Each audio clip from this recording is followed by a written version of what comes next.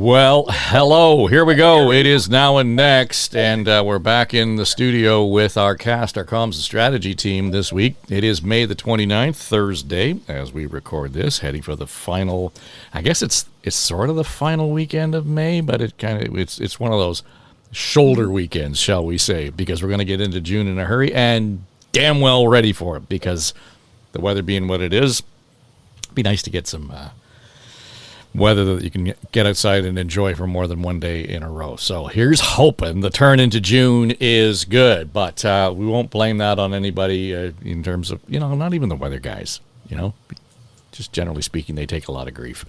Now, but if June is not good, I'm telling you, we're coming down hard on them. So that'll be the issue. All right, let's get around the table here and just talk to the crew. Lindsay Broadhead is here from Broadhead Communications. Bob Reid joining us, Broadway Strategy, and Anne-Marie Aikins from AMA Communications.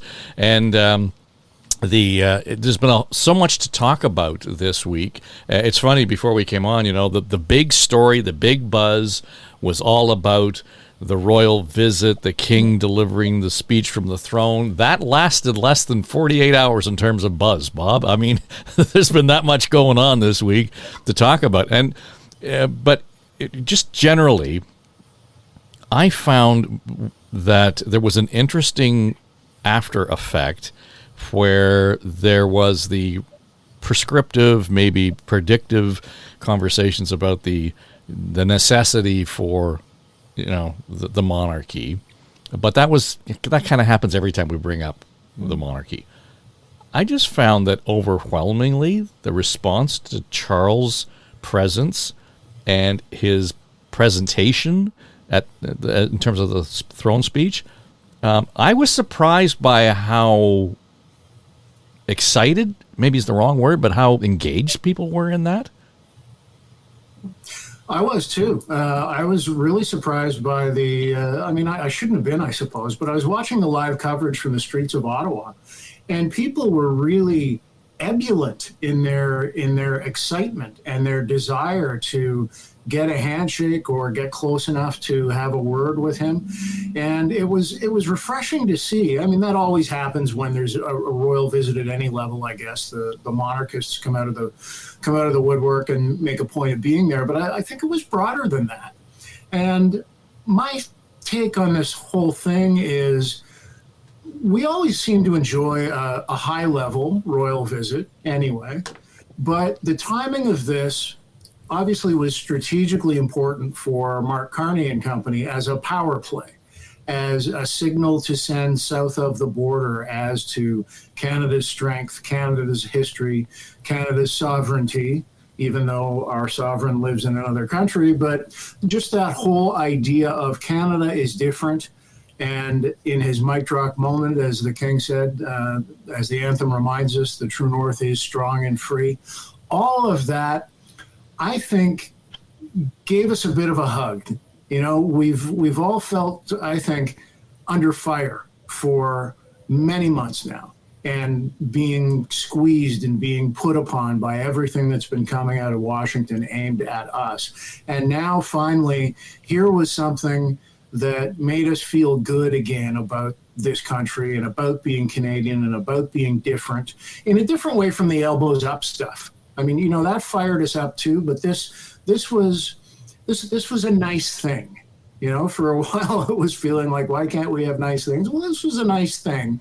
And so not only strategically, but I think vibe-wise, it went a long way right across the country. Well, and I complained about the weather off the top, Lindsay. It would have been a completely different vibe if it had been a shitty rainy day in Ottawa for that walkabout and the carriage ride to the Senate. But again, it's sort of interesting, and we've gone over, and everybody's had all analysis of the event itself, 2 ways to Sunday. But it led into, I think, what was interesting, the first session of the new parliament, and it was the first sitting of the new parliament, and it would have been yesterday as we record this, and the prime minister sitting in his first question period. So there were so many firsts along this path. But the one thing I noticed, and we've talked about this before, the tone in the House of Commons, and particularly that question period. I don't know if you saw any of it, but I thought Carney got up there and acted like the prime minister I think most of us hoped we would always have, no matter what the political stripe was, because he stood his ground in terms of the question, and he was rightly, held to account or questioned significantly about where the country is, where the country's going. But at the same time, he kind of had a self-deprecating smile about it, and maybe even made a joke when the leader of the opposition, before he could actually say anything, he shouted out, "Time!" So there was a sense of fun about this. I'm not suggesting it will last, but the tone right away in the House of Commons was different. Yeah, and this is the bit that I'm actually struck by. And it happened, and I can't put my finger on the moment, but, and I think it happened for Canadians at different times, but it did happen during the election where our appetite, our meaning Canadians' appetite on the whole, for the tit for tat battle that was going on between the different party leaders in particular, I think it died. And it, in fact, we became quite off-put by the entire thing. It was not getting us anywhere, right? It was one thing when Trudeau was in government, and we had no goal, frankly, which was troubling in and of itself. Trump crystallized our goal, crystallized what we needed to focus in on, and crystallized this moment of coming together in unity. So Carney, as well as the King, all of these moments, this is exactly the right question, as far as I'm concerned, is the behavior that had been happening in the House beforehand was utterly inappropriate.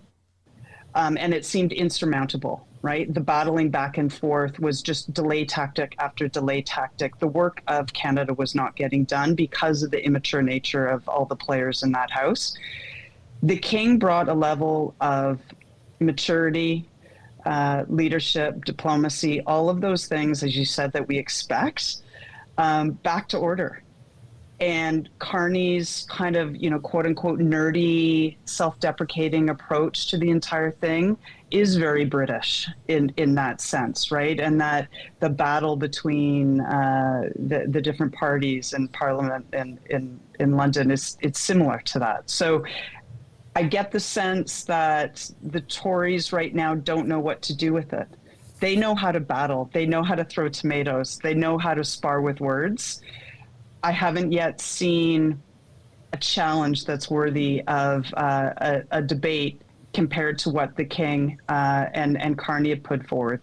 How long will it last? I don't know. Well, and it has changed the national debate and the tone that we're speaking in. That is the question. How long will it last? But I think there is a certain appetite and a fatigue maybe that goes hand in glove with this, Anne-Marie, because this might sound like a tangent, but the last episode of The Handmaid's Tale aired this week, all right?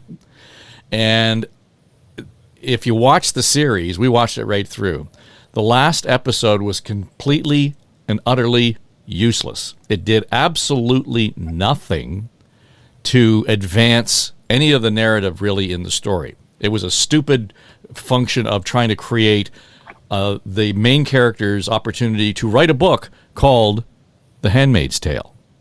And it was just dumb. And what it said to me is the storyline ran out. The storyline actually got exhausted, that we were fed up with it. And even the writers were fed up with it. If you will recall back in 2017 when that series launched, it was the first year into Trump. And everybody looked at it and said, Margaret Atwood has written this prophecy about what's going to happen in the United States, and we all glommed onto it because we thought that this was real, and we were, we had our own version kind of elbows up in that case as well.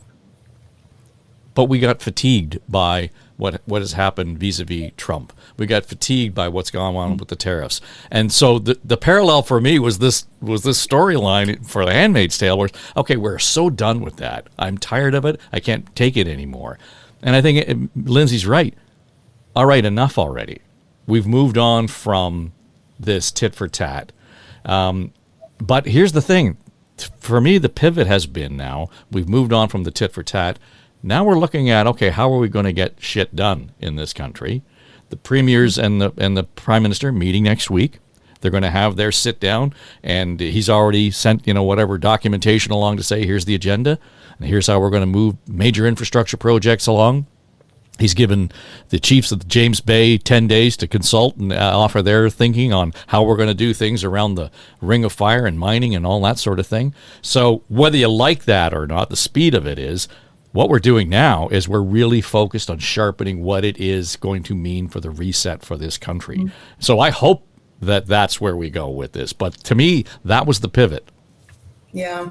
I have a parallel. It reminded me because I grew up in a really huge family with 11 brothers and sisters. And I'll get to the point, I promise, quickly.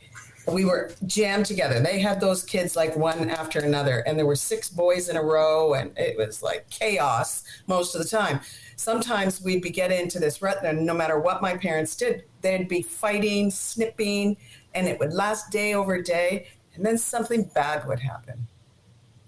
And the gloves were off. And when I mean gloves were off, we just dropped our grievances against each other, and we came together as a family. We worked together as a family. We just set everything aside.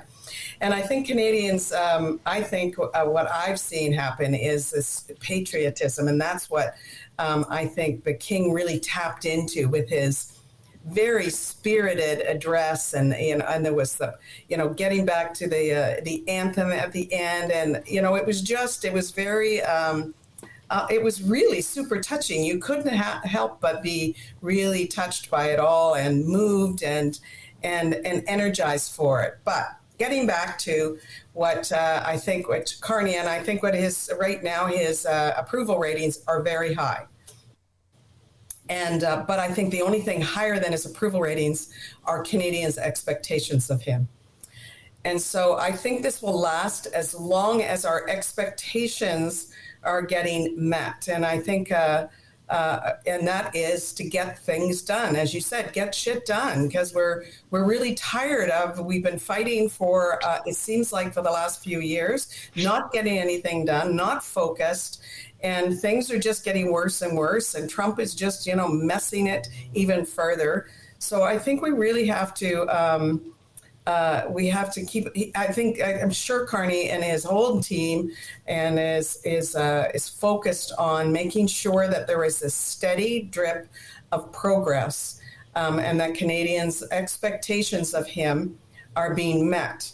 To see that he is really following through with the promises he made during the election, and not disappointing people, which is not an easy task when there's so many problems that we have to address. But Carney has set those expectations himself, which I find really interesting, right? A lot of times new governments will try and temper expectations. Like, we're going to move forward purposefully, but, don't expect overnight miracles to happen. This rhetoric is completely different. And it began in the campaign, it carried through in the throne speech. We're going to hear it continuing to go forward. This talk of the biggest transformation in the Canadian economy since World War II. The talk of the traditional relationship with the United States is over. And we're going to move forward. We're going to move quickly, right? We're going to build. So that expectation has been set from the center by Carney and his team, that we are going to come out of the gates moving fast and we're going to get things done. And Emery, you're entirely right. There better be signs of things getting done, or there will be hell to pay. It's an interesting strategy that he's moving forward on. Well, Lindsay, I'm already hearing about this, balls to the wall, let's get her done approach. And there's some comparison between what Prime Minister Carney's doing and Premier Ford is doing in Ontario, the differences, the similarities, and so on. But and we all know what Bill 5 is doing in Ontario. It's been a disaster for the provincial government. But additionally, we're talking about the team around the Prime Minister now, and I'm already hearing, holy shit, this guy's serious, and it might already be a tough room to work in. Good. I don't know what to say. Like, good. This is the most important room to be in. I know how I'd behave, and I know if, when you say yes to a job like that, you're saying yes to that job first. So good. Like, these are immensely serious times. It's funny, the King's speech, I didn't watch. I listened to on the radio because I was driving. And I had kids in the car and family in the car, and everyone listened. And the performative nature of his words were very strong. Half of it was in French, right? Direct signal to Quebec. There were multiple thank yous and acknowledgements to the Indigenous community. The king of the colonizing country saying thank you and being humble to Canada's Indigenous people. Wow. The bringing together of, France, England, Canada in the language, the coast to coast nature of talking about the environment for which he's a leader, so I only go back to the speech to signal where I do think he means business, Carney, that is. I think this has been really well orchestrated. There have been hiccups along the way. There have been some MPs who have done really silly things. But the fact is this is business time. And I know, and I'm sure you guys know too, like, businesses are quite intrigued, right? If you're in the energy sector right now, the transportation sector right now, if you're in anything that has been wanting to build something, do something, get something done, connect to something, this is a critical moment, right? We face employment issues, talent issues, we face low productivity, all the things that our economy has failed to do. Carney could be the trigger to turn it around, and it's an immense task. But I think we're all going to somehow play in it, and it's bloody exciting. But man, is that bar so freaking high, right? Like, however, my sense is that and I'd be curious to know what you guys think, but if he chooses one or two really cool, impactful projects that get the ball rolling and they're feasible, that might be enough, right? He doesn't have to conquer the world. He has to get a few great projects going. And hopefully not the tunnel under the 401, like. No, I defer. Well, we were talking about a couple of weeks ago on the ledge, and just that very thing, Lindsay. And we're working on this project of the Arctic, and specifically around the mining operations in Nunavut. And in the course of our work during the production, Manitoba and Nunavut, Anne-Marie had an MOU signed, and it was the premier of Nunavut at Keokuk and Wabkanu in Manitoba. And they sat down and they said, we are going to agree that we're going to run a hydro and fiber link line into Nunavut. And the cool part about it is that it's going to actually run to Agnico Eagle's doorstep, because they will be the primary user of that power. But all they need now, and I say all they need as if it's nothing, is federal approval, federal buy-in on this. There's already a quote-unquote a shovel-in-the-ground project, Stamp. Right? And so it does a whole bunch of things. There's transformative infrastructure. It's driven by the private sector's ability to do business in a remote part of the country. It involves and is led by the Inuit, and it just so happens that the premier of the province of Manitoba is Indigenous. So it's not just about ticking boxes. That symbolically would be a huge thing to do. So I'm putting my money on that one. Yeah, Canadians elected Mr. Carney, I think, because he set the expectations so high. You're exactly right, Bob. He set those, and that's, I think, why people elected him. And to meet those expectations, he's going to have to look for projects that are immense in their impact and their national impact, how quickly they can get done. And I think he really means business. My colleague at Curious Public, Lloyd Rangeisman, he was a part of the speechwriting team for Carney's campaign. And he tells a really unique story about how he, the prime minister during the campaign, was absolutely hands-on his speech writing, on the messages and how it was delivered. Every word was scripted for him, but he had a lot of, impact on the final product.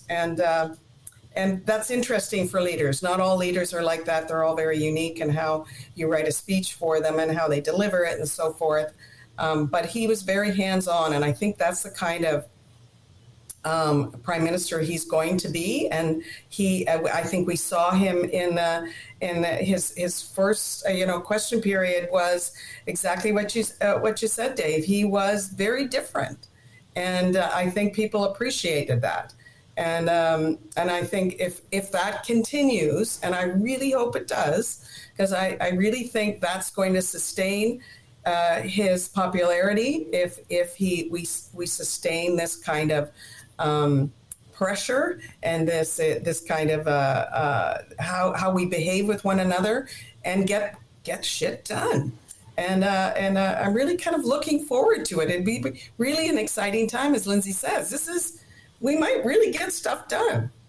Well, Bob, the interesting part for me, and I just, again, I wonder this whole idea that it's new, and the prime minister was direct and purposeful in talking about the new government, because Andrew Scheer, the interim leader for the Tories, was saying, well, it's the same old Liberal, this, that, and the other thing in question period. And the prime minister responded, well, this is a new mandate, this is a new government, and so on. But, to draw the distinction between Carney and Trudeau even further, I just wonder who in Carney's office said to Trudeau, when you go to the throne speech, wear running shoes, just so we'll have something to bitch about. You think that came from Carney? Oh, for sure. It was all strategic. Yeah, that just was such a head scratcher for me. I mean, was he trying to make a statement? Was he just trying to steal the spotlight? Hey, everybody, look at me. Was it was it his version of the pirouette that his father did behind the previous monarch so many years ago? I think that's giving way too much credit. I think it was just Justin Trudeau dressing up to put on a show, because that's been his default position so many times, or default response to big events so long through his history. I would love to know what the inside thinking was on that, if any. Yeah, well, at least it distracted from his socks, I guess, Lindsay, which was usually the source of the conversation. But again, even that posture, the Prime Minister Carney's posture in the question period, and I'm thinking now, how would Trudeau have handled that? It would have been a knife to the eye, smarmy kind of tone, backhanded, whatever, about what great work they've done with the Liberal record. I think Carney managed to probably didn't use all the time he had, for sure, to answer the question, but was very succinct and skillful in for a guy who's never been in Parliament. I thought looked pretty good. Mm. Yeah, I mean, look, he's run big organizations and businesses, right? I don't think we can discount that kind of experience. And that's not to take away from politicians, because that in and of itself is an art. And it's, I can only imagine the nerves and all of the feels that one brings in there, and try to, maintain an air of cool while you're delivering a message would be very difficult. I don't know. I think all the comparisons with Trudeau now I'm kind of over with. I see this as frankly, a very different government. It's the same color, and there are some of the same players. But, as we know, when you get a new boss, or you are the new boss, the team may stay the same, but the game is different. And that's, I think, where we're at, right? If this team has a different mandate, different direction, different energy, and certainly an entire different backdrop globally, I'm not comparing apples to apples anymore. As far as Mr. Trudeau's shoes go, I really hate talking about politicians' clothes for many reasons. But it's hard not to agree with Bob and Emery that it was performative. Well, and that's what you missed by listening to it on the radio. I'm just saying. That's right. It wasn't one of those things. A change in leadership with the same team, pretty much as we speak, I guess, within the last hour, the Toronto Star writing the story that the TTC has a new CEO. Mandeep Lally is the new CEO at the commission. A year or so after, how long has it been since Rick Leary left? I mean, is it a year? Got to be. So here's the question, and you come from the transit world, Anne-Marie. Is this enough to sort of do a reset at the TTC, because it's in desperate need? The only reason the TTC isn't the number one transit system that we hate is because we have Metrolinx. Yes. It'll be interesting. I don't know him, and I don't know a lot of transit people that know him. So that's interesting. Usually, when you're in the transit world, and I was still a newbie in comparison to many others that have been in there for decades. But I have chatted with a couple of people that this is their world, and they didn't know him. So that's interesting. It's interesting. It's the first person of color. That's good. That's a good thing. I did note, quickly looking at his resume, that his background seems to be mostly in subways. So underground movement, that seems to be a lot of what he knows. The other thing he has is elevator experience. So it's those cross routes that we have sometimes the biggest challenges with our streetcar system and our bus system. So I'll be curious to see how he handles that. I'm curious as to how Greg Percy, the interim CEO that's been there for the last year, filling in for Rick after Rick left a year ago, who is a person I do know very well because he came from the Metrolinx world and the Go Transit world. I wonder how he feels, because he had signaled in his intention that he would like the job. But he's got this new guy's going to have his hands full because there are a lot of challenges that they have to deal with, and that's going to be his first task. Keeping customers happy is the biggest challenge. Bob, this throws back because he's got experience in the New York system and the London system, and that reminds us of Andy Byford, who went London, Toronto, New York. And it doesn't matter. Everybody will remember on the day that there was a problem on the subway. Andy Byford was out there with his vest on, and he was directing people onto buses, doing somebody else's job, but being visible, being on the scene, being present in terms of the customer. So the customer might not have actually had the ride they expected that morning, but at least there was some soothe because, well, the CEO's out here doing his bit to try and make sure everything's running on time. So, and again, performative, maybe, but reputationally, I would think, and you guys would know better, that's probably something the TTC needs right now. Absolutely.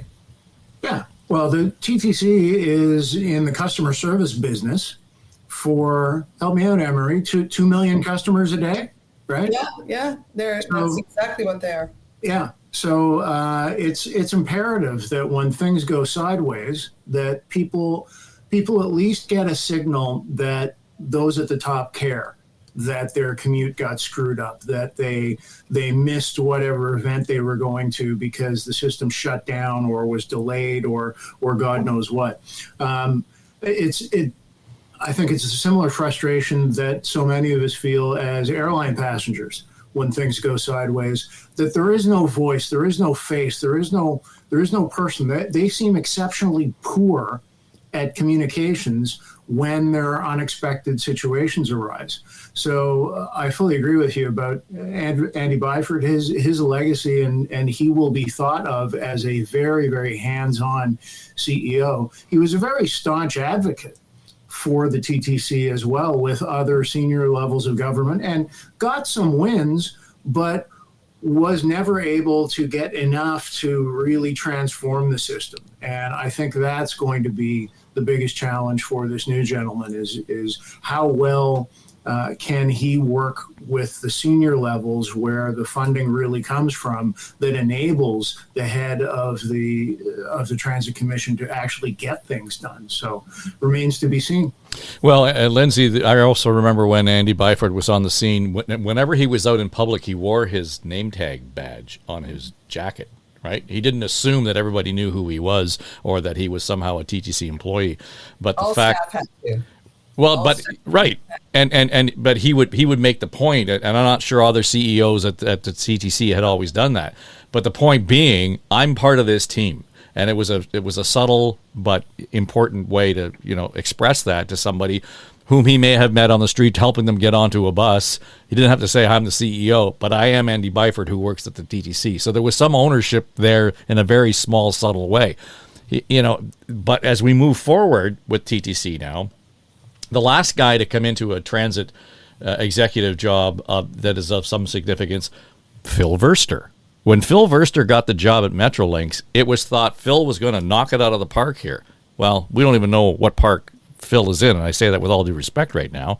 And rudderless is what Metrolinx is. So, we're back to that whole thing around leadership and expectations. You can have them going into the job, but boy, you better be able to deliver because... where are we going to be 2 or 3 years from now? Exactly. That's right. Yeah, leadership matters. We've said it, I think, every episode now for the last few months. Leadership matters now probably more than ever. You have a workforce who's still really disconnected after COVID.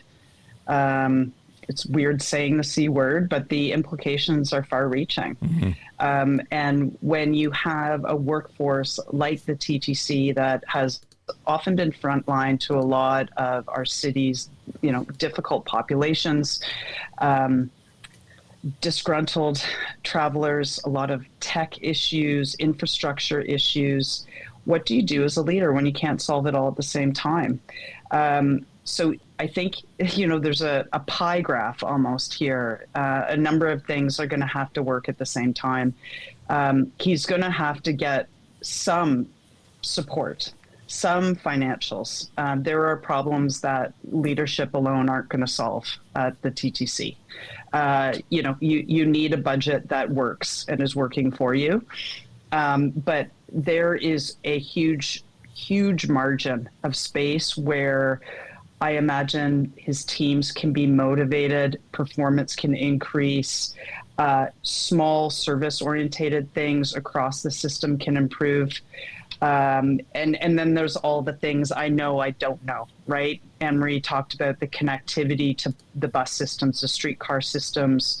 I'm still in the dark about our transit congestion guru and what happens there, where the mix is there. But he's going to need support. But this guy better darn well be a guy who has sleeves to be rolled up and speaks motivating words and is out on the street. He's now the mayor of a small town of TTC, and his people are going to want to see him. Yeah, and I guess and all of that is great, but to Anne-Marie's point about, who is this guy? So it's going to take us a while to get to know who he is. He will have to be introduced to us. The interesting connection, I think, Bob, to make will be to go back and say, what was it that the search committee found was the difference to hire him to take on this job a year after the last CEO left? There's going to have to be something really remarkable about what it found in their criteria that they think he's going to be able to push this one over the hill.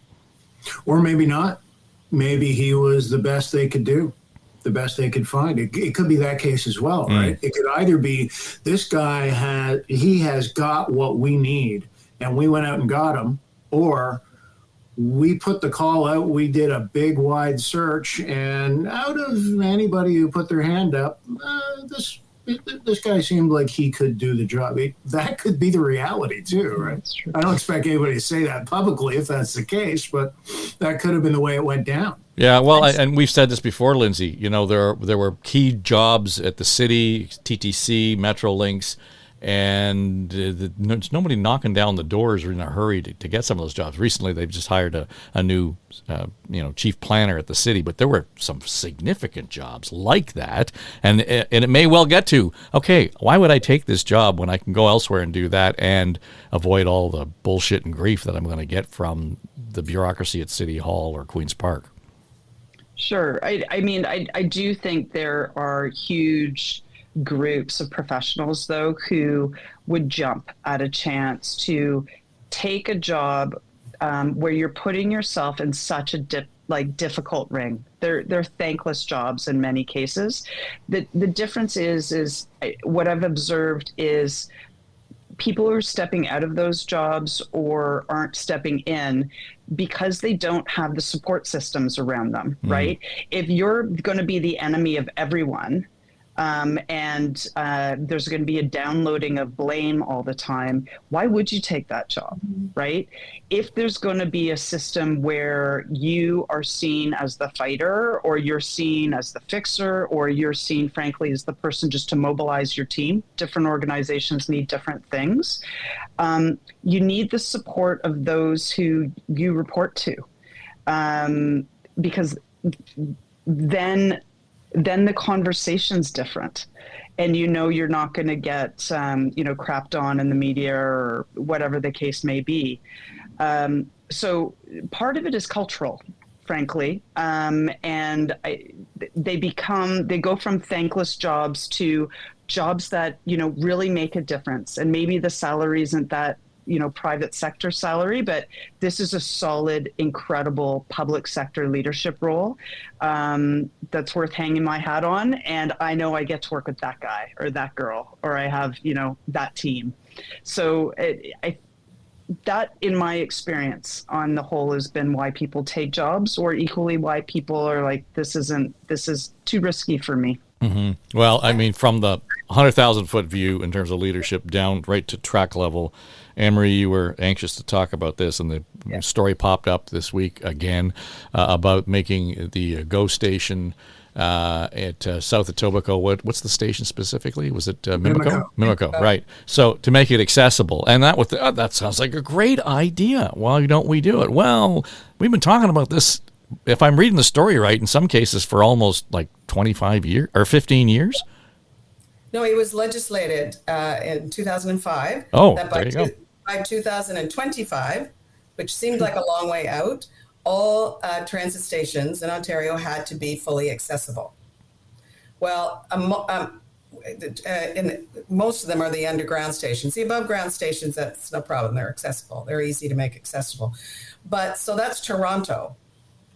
And our old stations, and some of them are tremendously old. When you think of Queen Street, when you think of Eglinton Station, that they're very, very old stations. And the Mimico is about 60 years old, coming on 60 years old, and they're not accessible stations. So TTC still has a dozen stations that aren't accessible and won't be accessible in the immediate future for a couple of reasons. One is mostly it's money.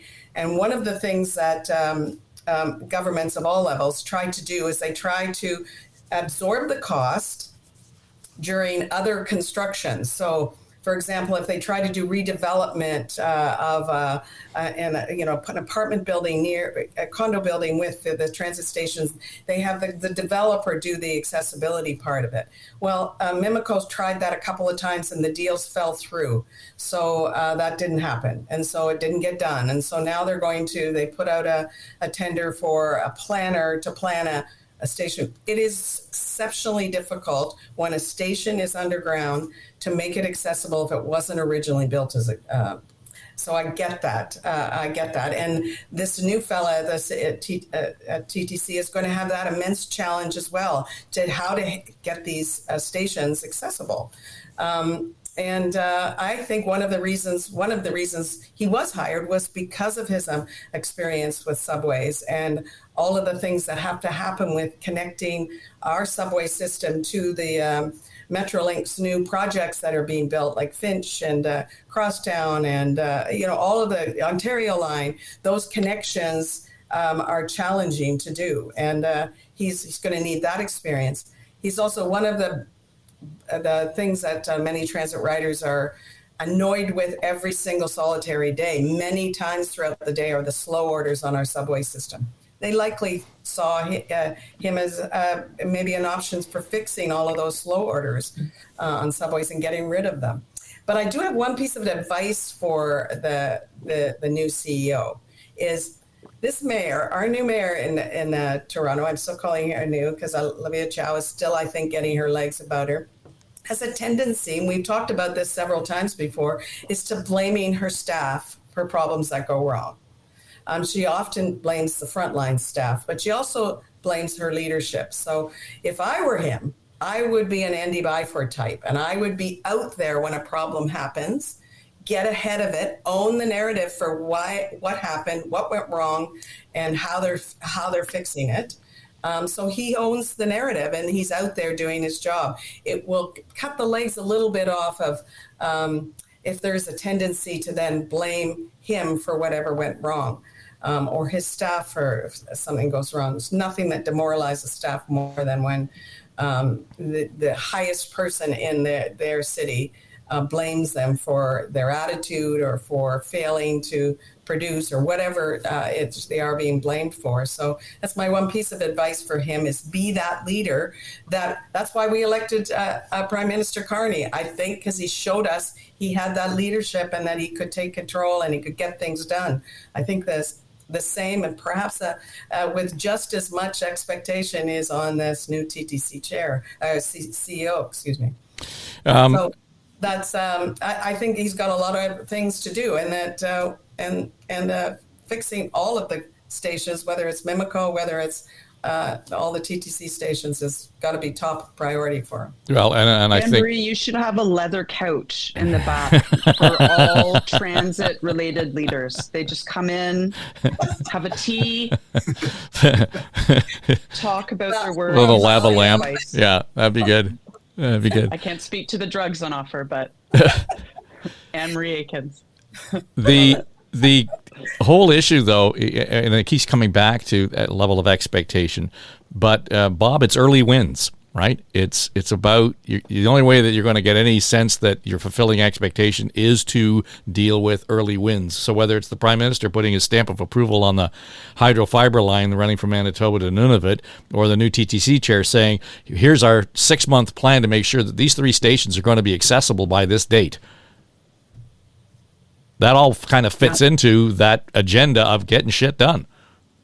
Yeah, and you've got to be careful in the goals that you pick. Sure. So you've got to put your political capital behind things that can be delivered, that are tangible, that people will see results from, rather than it just being pie in the sky or so long term that by the time it actually happens, it's been forgotten about as to who was the instigator and who was the driver of it in the first place.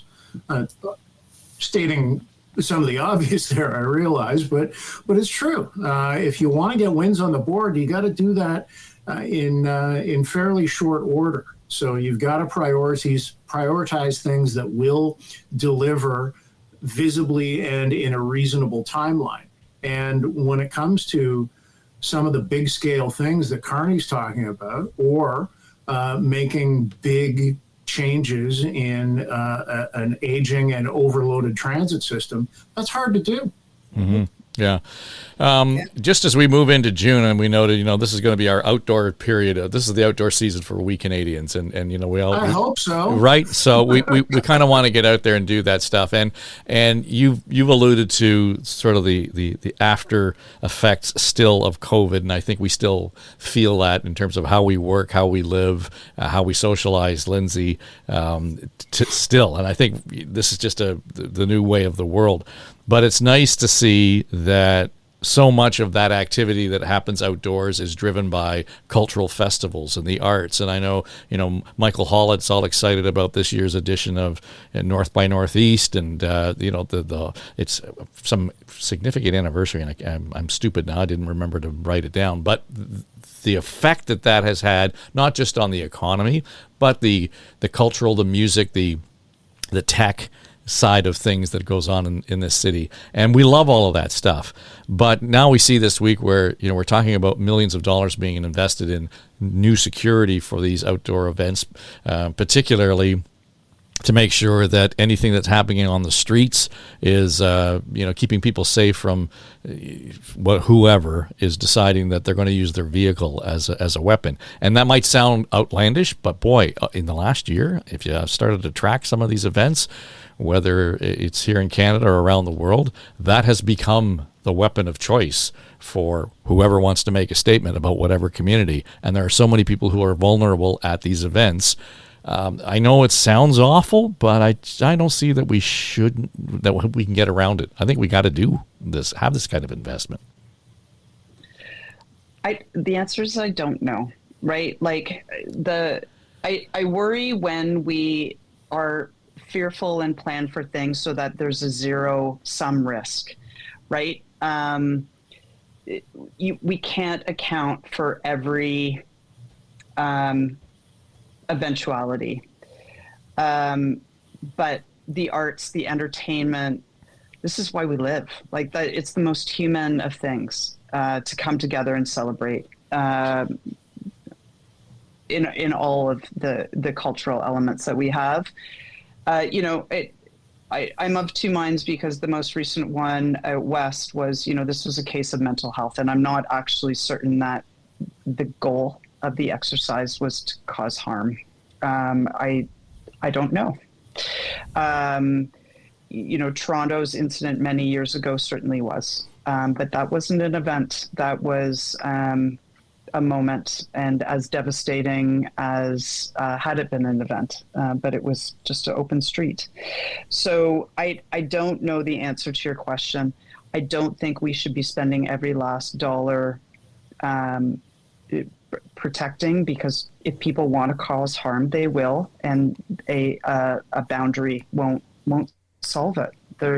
If people want to cause harm, they'll do it another way. Semicolon, if I may. We still have to be smart, right? And we can't leave, I'm going to say especially for kids, we can't leave spaces that have particular vulnerabilities open, but we can't think of or solve for every problem.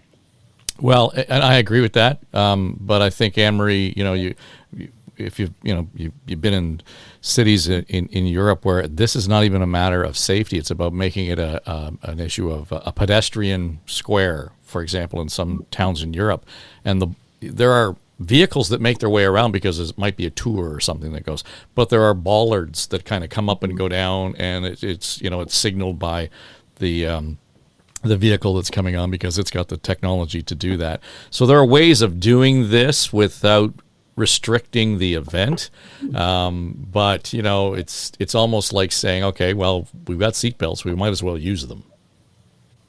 Yeah, I think this is one of the solutions is I want to give examples. Union Station, after the van attack, within 3 days, because I was working in the building at the time, suddenly the city dropped big, huge, ugly concrete things, barriers all around the peripheral of Union Station to protect it. And they kept saying it was temporary, and they were only putting these there until all of the construction at Union Station was done. And they were ugly. They tried beautifying them they had painting contests and stuff. They were ugly as sin. They weren't even things you could sit on. And the Union Station redevelopment, I think, has been gorgeous. And the boulevard there is gorgeous, except they didn't put any furniture. So they didn't want people sitting. They didn't want people staying and lingering. And that's it's about homeless people. It's about safety. It's about a variety of things. And these big concrete barriers, I will tell you, a week after the van attack, we did have a car go down that street. A crazy guy, drunk out of his mind, tried to drive through onto the sidewalk to get around the vehicles there, and he couldn't. He got bounced off of these concrete barriers. So those barriers did save lives. They did. But they're still ugly as sin. And all these years later, they finally just very recently, replaced them. And guess what they replaced them with? Other big concrete barriers. They're just big blocks that are all around the city. And I'm like, these are exactly like the other ones. These are just cleaner right now. And maybe you might be able to sit on them, but they're ugly. A different way to do it is to design your parks, your wide open streets with to protect the pedestrians and avoid that is through jersey barriers. It's through building concrete planters that are the big concrete planters that are heavy, that still prevent the vehicles from coming onto the sidewalk or the boulevard, but they look beautiful and they have another function.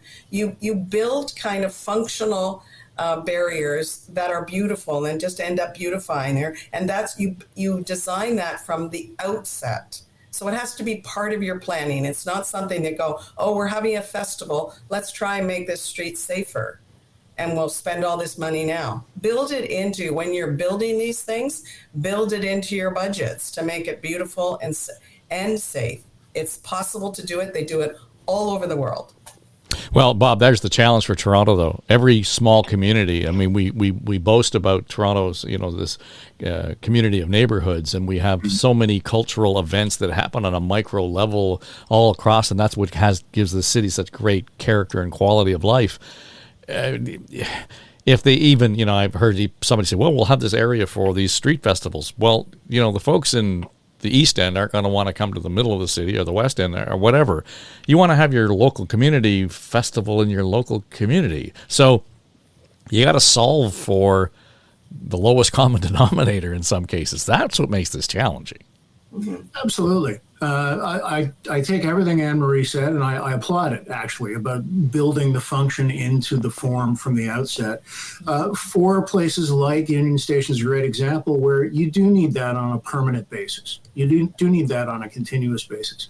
But for the festival at Witchford Barns or the Taste of Little Portugal or whatever it is that happens in those neighborhoods once a year for a weekend kind of thing, okay, that doesn't make sense. So that's when you do drop in the concrete blocks for a couple of days, or you get some TTC buses, as I've seen done before, and park them along the perimeter, or garbage trucks.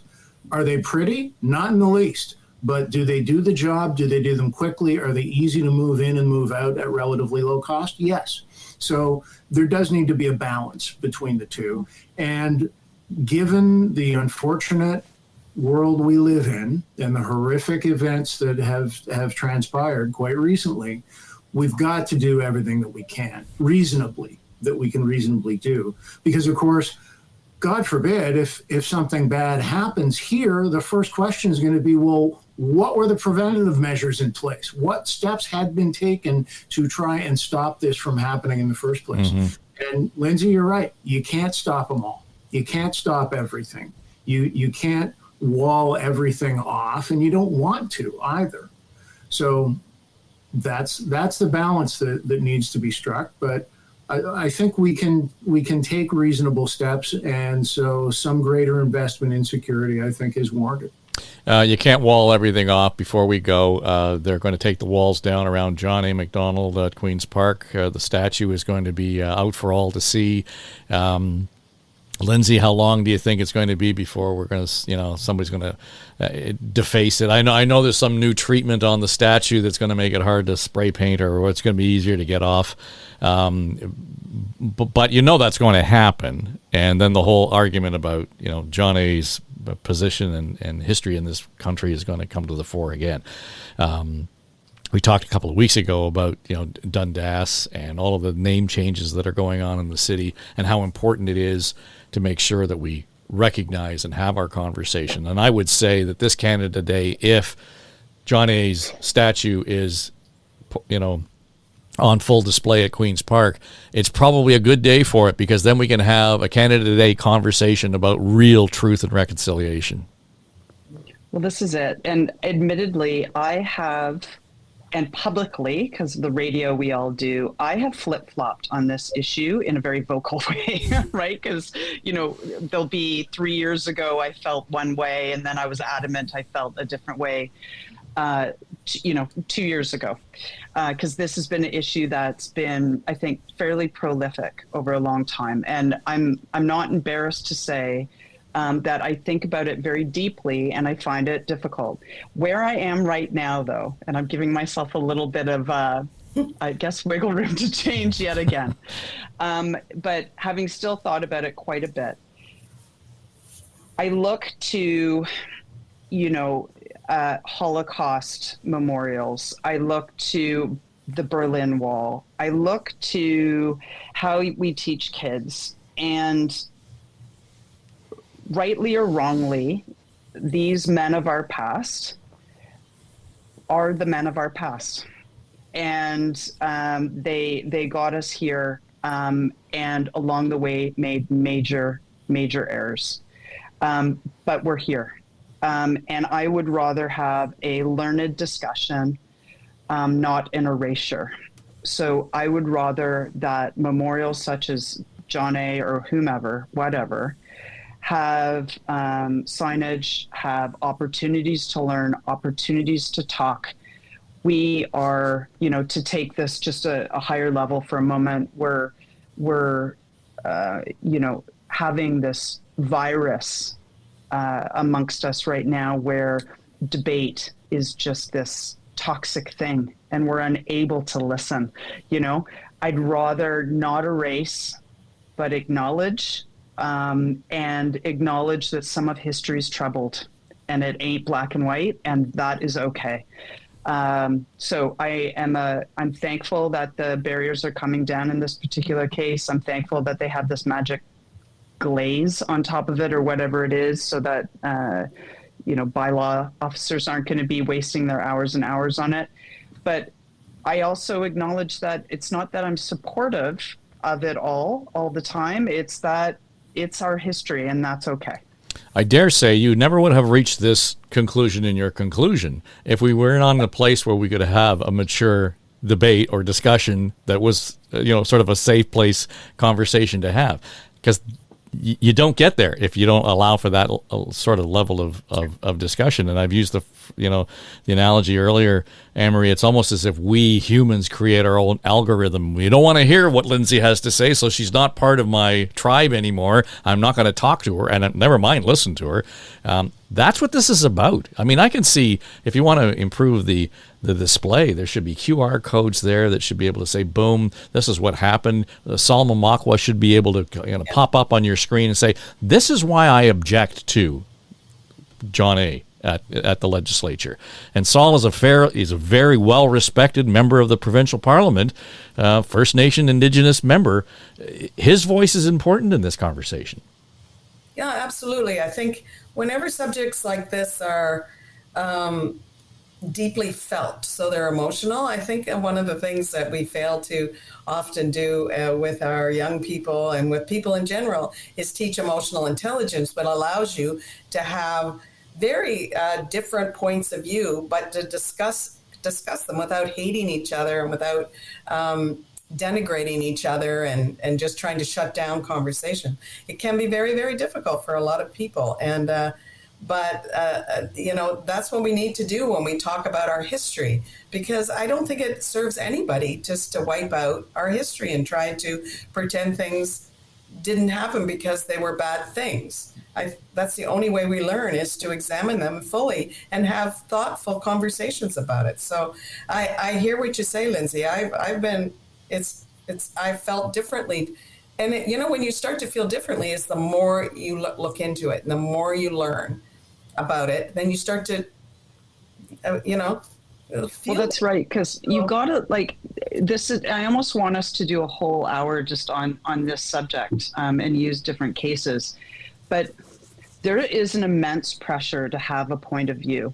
And I don't know if this carries on in our school systems in the high schools and universities or not, but I was taught more to question. And as I've become later in my career, you build up the muscles of what you know, and you have confidence that you know, and equally what you don't know, and you're cool saying I don't know certain things. But as it relates to more social related issues like this, there's this immense pressure to have a black or white point of view, and I've always been a fan of the gray.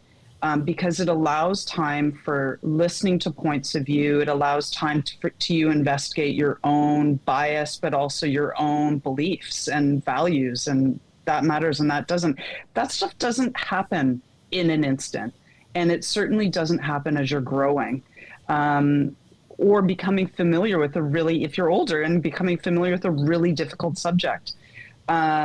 So, here, the more opportunities that we can to listen to one another, question one another, and also, have our own points of view questioned. That's it. That's all it's about. So, Dave, Bob, please don't throw to me. Please don't make me speak. I was going to say, I don't want to have to follow that. Maybe there's. I don't want to have to follow either one of these ladies who just absolutely nailed this discussion. But maybe there's hope for your alma maters. Yeah, one down, and one on its way down. Right. The university formerly known as Ryerson, and then Sir John A. Macdonald Collegiate Institute. Yeah. I'm over 2. Well, but I keep coming back to how important perhaps this Canada Day is going to be in our history. And so there will be things that should be said and must be said and will be done, and we'll come to it with a different lens because of the conversations we've had, particularly, I think, over the last 3 months. And I'm going to be curious to see, if in fact this comes down, the cladding comes down from around the statue, what conversation that sparks Canada Day and how it qualifies it differently in this new reset environment that we're in. So, okay, well, let's leave it at that. Look at that. That was a quick hour, but I'm glad we sat down and had the chance to walk through all of that. Bob Reid, Lindsay Broadhead, Anne-Marie Aikins, thank you. They are the cast, our comms and strategy team here at Now and Next. And, of course, they appear on the YouTube because it's the YouTube channel that carries the show, as well as all of the apps that you listen to your podcasts on, Spotify, Apple, and iHeart, etc. If you are listening and haven't subscribed to the show yet, do that right now in the app. If you are watching on YouTube and haven't subscribed to the channel, do it right now, because this then will end up the notification and, oh yeah, there's the show. And so it's not just kind of something that you'll catch by accident. We'll be in your inbox and you'll be able to listen to, watch the shows as they are produced. And so let's leave it at that. We're coming up to the first hint of a weekend in June. We hope you get out there to enjoy it. And we'll be back in your inbox next week. It's Now and Next for Story Studio Network. I'm Dave Trafford. There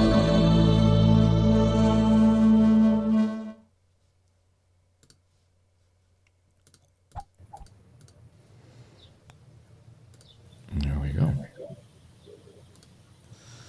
Lindsay, take a victory lap.